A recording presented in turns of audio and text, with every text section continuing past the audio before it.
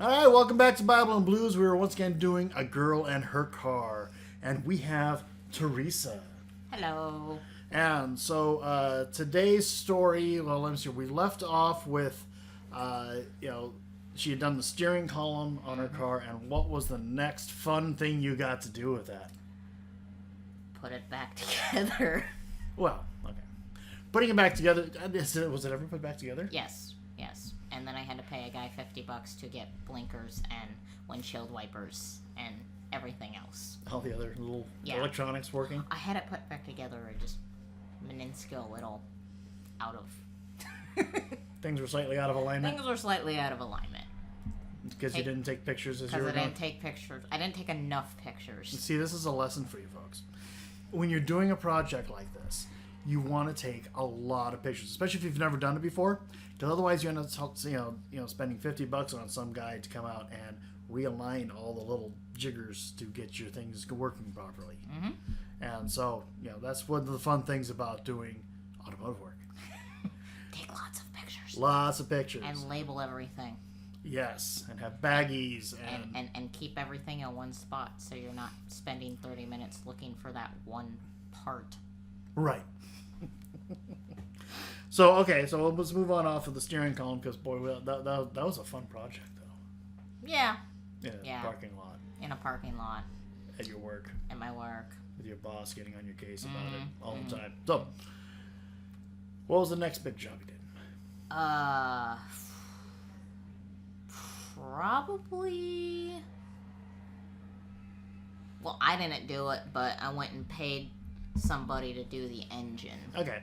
Yeah, let's talk about that. So you went from, the stock engine, and I mean, we discussed it before. I mean, if you look at the picture we have going right now, first off, you're not in what you would call a good place to be doing these kind of projects. No. I mean, you're not. You have no cover.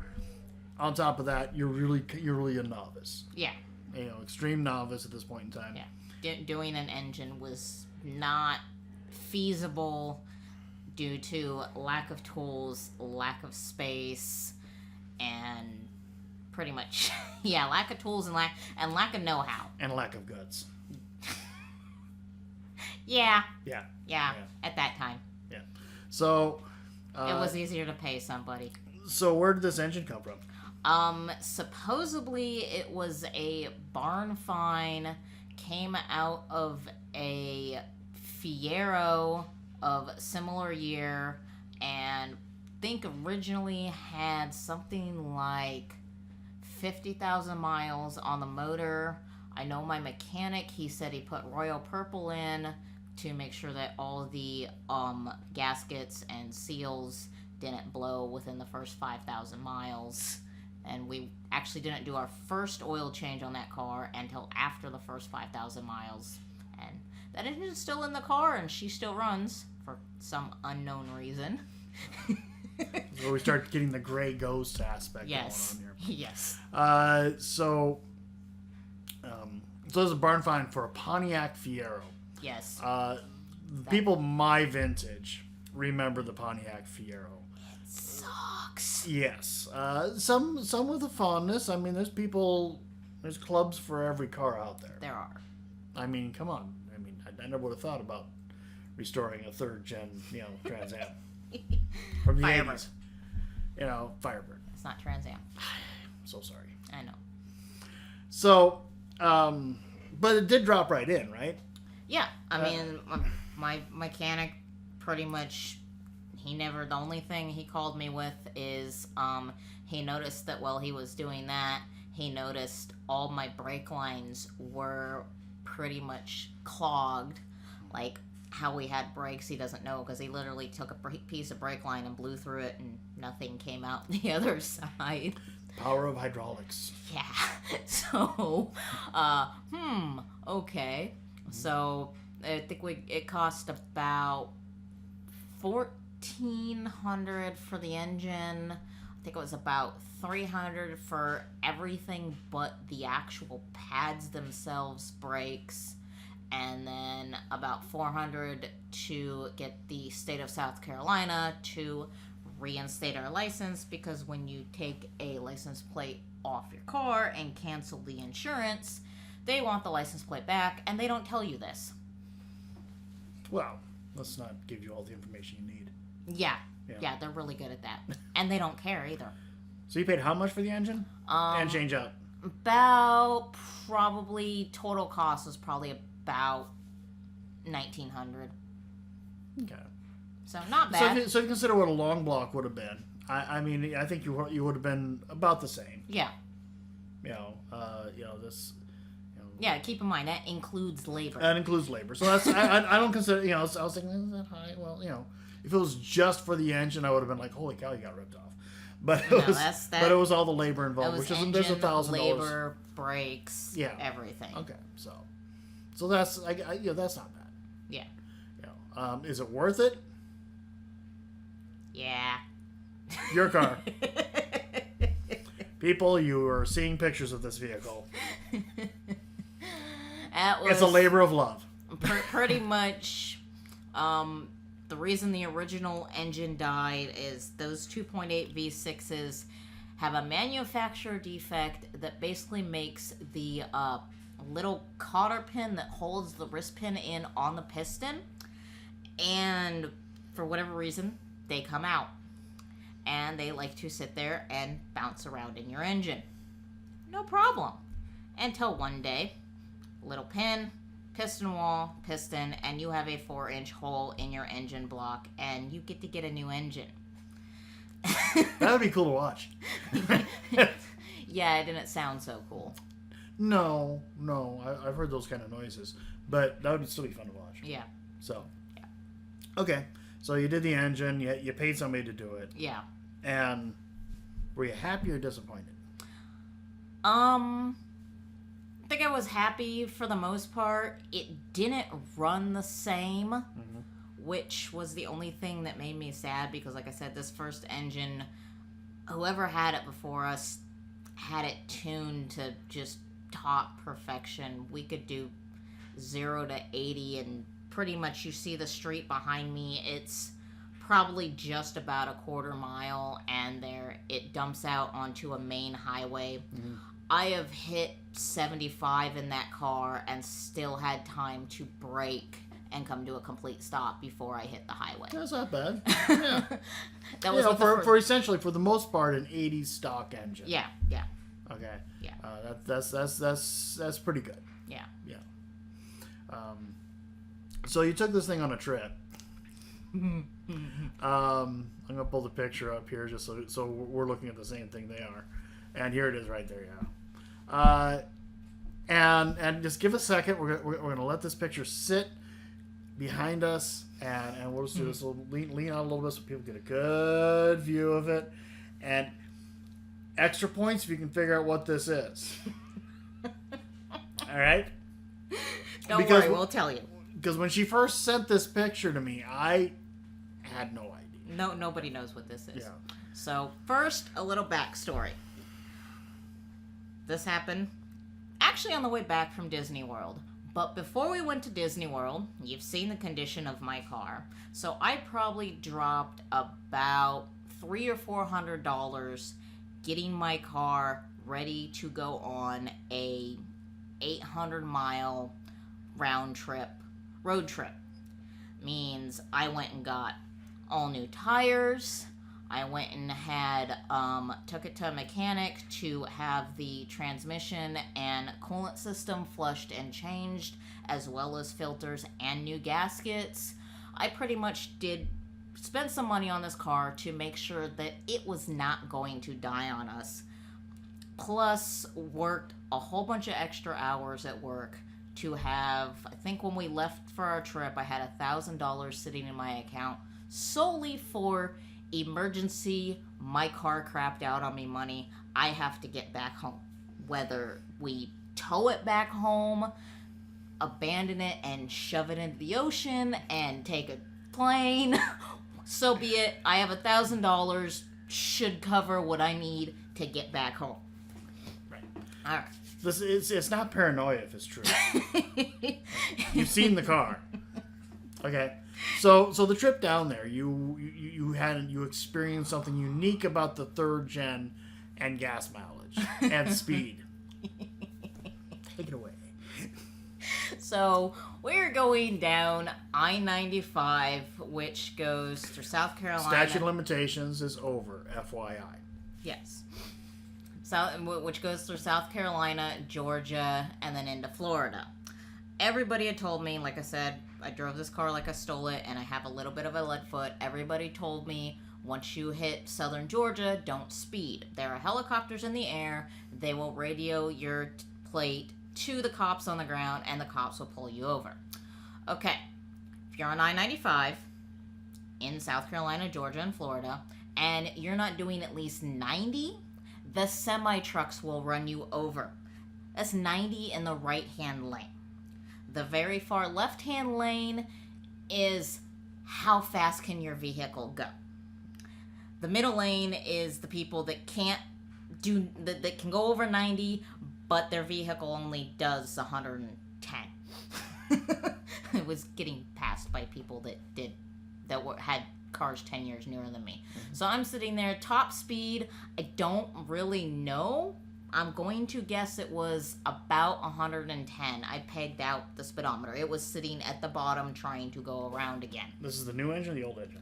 This is actually the old engine. Okay. Yes, the good one. Okay.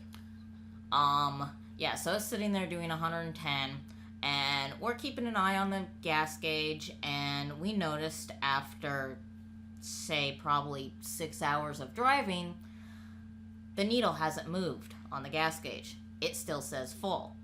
I'm like, oh, what a wonderful time for my gas gauge to decide not to work. Okay.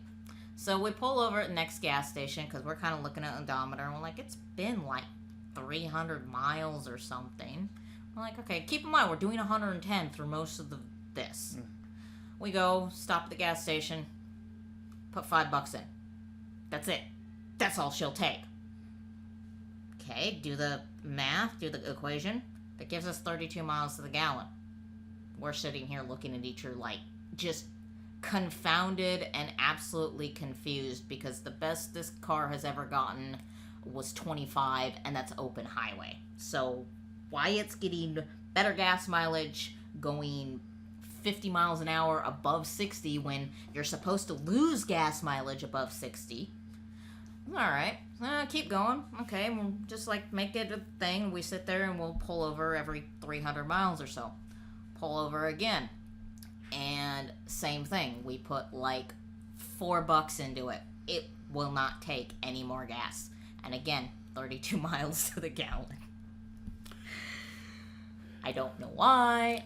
So at speed, with high wind resistance, the third gen broke the law of physics. I think if it went fast enough, it would actually make its own gas. I'm almost positive. Mm-hmm. I think it would just refill the gas.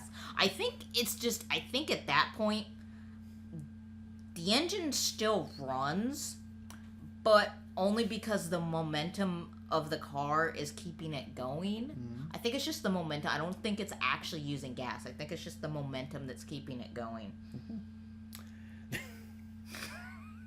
Still confuses me. I just think you broke the law of physics. Yeah. So you got down there. You had a great time. If you want to hear about the story about the trip to Disney World that she had, and I mean that will be another. Let us know.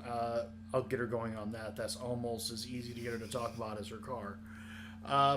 So had a great time. Turned around, came back. Had a great time. Turn around, come back. Now, keep in mind, in Florida, speed limits don't matter. Like, we were going 0 to 80 between stoplights as fast as possible. Like, speed limits do not... There are places speed limits matter, but everybody's old and nobody can drive, so speed limits don't matter. So this is... We're basically abusing my car all the way down there, all the way driving around for a week, and coming back. We get about 2 hours outside of home, Myrtle Beach area, And I'm gonna say, I think it was a town called Ravesdale. Little podunk dinky town. And sorry to the people that live there. It's a 5 o'clock town. If you be politically correct, you can't be on my channel anymore. Oh, bite me. Okay, that's better. And we notice the lights start going dim, the radio starts doing funny things, all the dash lights start going weird, and we're like, oh crap, alternator. So get pulled off the side of the road, and sure enough, yep, alternator dead, battery dead, because when your alternator goes, you have like, I don't know, a mile before your battery says, nope, not doing it. We're sitting there and looking, can't find anything wrong. And then my boyfriend happens to notice we don't have a belt. Okay, well, that's weird. Then we get into the argument of, well, belts can't just slip off. Well, yes, they can. I've seen it. They usually snap. Okay, finally realize, okay, we gotta go get a belt. So we're sitting there, send him walking up, because 6'3", 250-pound dude, nobody's gonna mess with him. Leave me with the car, because I got my tools. I can protect myself. I got my tools. Shortly thereafter, a man and woman come up in a pickup truck, and I flag them down, and I'm kind of like, hey, can you take us, can you get me and my boyfriend's up the road, can you take us to the nearest shop so we can get a belt? I'm like, yeah, sure, okay, no problem. Well, this is a good thing, because apparently the nearest shop was actually 15 miles away. It's been a long walk for everyone. It would have been a long walk. Long wait for you. Yeah, I would have gotten worried. Thank God for cell phones. So they're like, all right, and they're like, well, these people happen to work on the big farm equipment. So, okay, you know how it is working. They're like, well, let's see if we can figure out what's going on and see if a belt is all you needed. See if we can help the little blonde girl. Yes. This is why we left me with the car. And that's when we happened to look, and we're sitting there, and we're like, well, why is the belt coming off? Started investigating that, and we noticed this. This is the pulley on the alternator. Notice how it is oval. It's not supposed to be oval. Yeah, that hole right here is supposed to be round. Yes. It's kind of, oblongish. Yeah, it looks like a squished circle. It's had some extra metal work done. Yeah. You can buy my car. So we're like, oh, so then we take the alternator off, and these two people, no, I do not remember their names. They proceed to... Wouldn't have permission to use it on YouTube anyway. Anyway, yes. We proceed... They proceed to drive us around to not only several different junkyards in the area, but a couple other friends that they know to try and find us an alternator that will fit our car. Not to mention, right across the street from where we died is a second-gen Firebird sitting in somebody's driveway. And they got permission to see if we can check that alternator. Finally, nothing, and of course, we're calling around to the local shops. Finally do end up finding an alternator, actually with Advanced, which is good, because I have free alternators through them. Thank God for spending $10 on lifetime warranty. Lesson learned. Yep. Get the warranty. So obviously, this is 8 o'clock at night. You know, all these people want to do is get home, shower, eat, and go to sleep. So immensely thankful to them. So they're like, we couldn't pick up the part that night because the shop had already closed, but we could pick it up first thing in the morning. They took us to their house, fed us, put us up for the night. Didn't try to kill us. That's a plus. That's a plus. Faith in humanity restored. Uh-huh. We extended them pretty much the same offering if they were ever in the Myrtle Beach area to come look us up. We'd kick our roommates out for a week. Yeah. Next day, wake up 5, 6 o'clock in the morning. Take us to Advanced Auto. We get the part. We get the belt. Take us back to our car. There's never... I would say, coming up on our car, and nothing got touched, No windows were broken. Keep in mind, this is after the Disney World trip. So all our clothes, our sleeping bags, all our souvenirs, everything is in my car. And it's not, it's visible. You can see it. So you weren't expecting to be gone all day. I was expecting it to get broken into. I wasn't expecting to be gone that long. I locked it up and prayed. So, you know, this is not to say that this happens everywhere, but no, they got us on the road. We tried to give them a little bit of cash. They wouldn't. We left it for them, and we bought them a case of beer. And like we said, if they ever hit the Myrtle Beach area, come look us up. So, faith in humanity restored. There you go. And that's, you know, granted, this wasn't so much a lesson in her working on her car. This was actually that lesson right there. Faith in humanity, and quite the story behind it. Right Yeah, there. yeah. So we do have a couple other pictures that have to do with your heater core. So what do you want to say anything about that particular project? All right, the heater core. We were getting this. This is shortly when we were getting ready to move back up here, trying to decide if we were taking the car with us, if we were going to try to sell it down there, figuring out the cost of trailering it, figuring out if it would drive all the way up here. My boyfriend told me that in order to bring my car up here, I had to do two things. I had to get the heater core fixed and fix the speedometer. Heater core because unlike in South Carolina where it's still 60 degrees in the middle of February, as people have seen this last winter, it gets cold up here. It's a relative term. I mean, bear in mind, I have people that watch this that are in the Midwest. Well, it's they look at how I am about cold now and call me pretty wussy. Yeah, well, I mean, you're just pretty wussy. Oh, yeah, come on. That's true. However, so I was like, all right, went to the auto shop, went and got a heater core, pulled the old one off. There you see, there's one that's actually the other end of the hose because I did not. There was a lot of stuff I didn't take pictures of.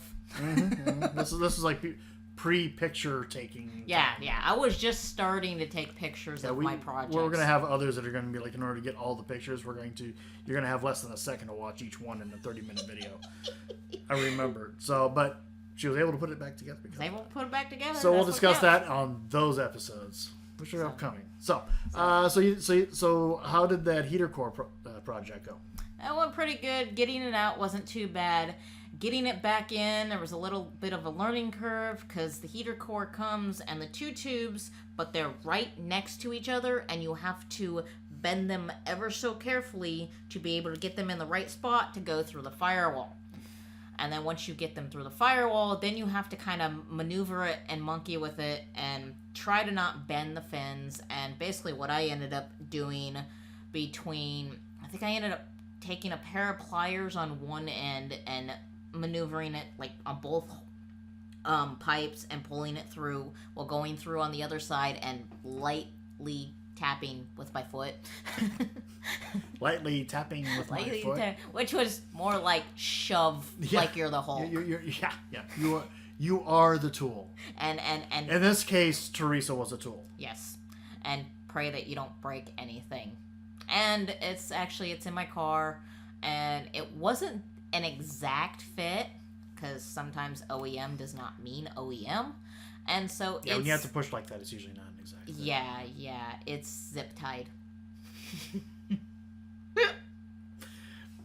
Baling wire and duct tape, people. Hey, it works, and I have heat, so, and it doesn't leak on me. Oh, I'll give you that one. Is it something you're probably going to address later? No. I mean, when I completely tear out the entire dash and interior, when it comes out, it'll probably get put back in, Try it a little more properly. Zip tie it better. Well, depends if you decide you end up wanting to show this vehicle. Yeah, but nobody's gonna. It's under a kick panel. That's true. It's under a kick panel. Nobody's gonna see it. That's true. That's true. And that kick panel actually still exists and still works. That's the one that's still on. There you go. That's the only one that's still on. Yeah. Yeah. So, well, that kind of concludes what we wanted to cover today. We have guitars to play. Yes. And, but just a little teaser. What did you want to talk about next week? Did you think about that yet? I have not. I have to go through my pictures. Go through your pictures? Because basically this brings you to moving back over to Western Washington. Yeah, and that's when the real fun begins. And that's when we really so heads up. I mean, we talk about restoration. This is when we really start to get she gets much more into it, much more in depth. We have a lot of pictures. Some of them you'll look at her doing things and going, she's alive. And because I remember some of the things she was doing with her intake, and so there it is. And so we're going to be covering a lot more stuff. Stay tuned. It's going to get a lot more fun. Say bye. Bye.